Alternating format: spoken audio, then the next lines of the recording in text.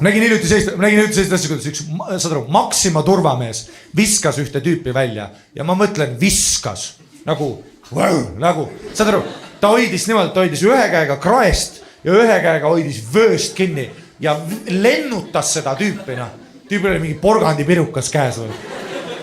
Nagu PA kunagi A-rühmas vaata.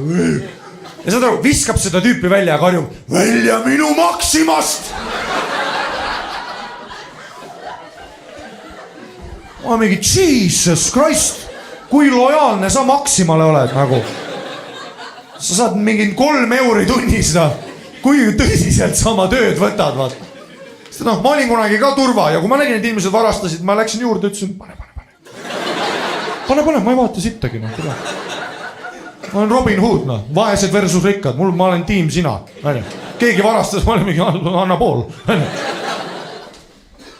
Välja minu Maxima, mida sa... Nii lojaalne, ma ütlesin, ma ei usu, et härra Maxima kuuleb su tegudest.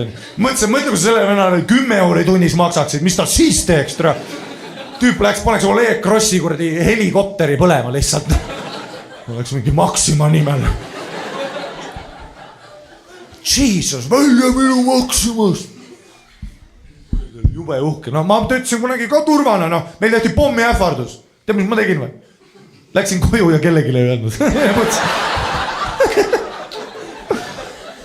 Oh, wow, see lendab õhku, wow, mul tulevad koondusrahad üle, kui see õhku lendab.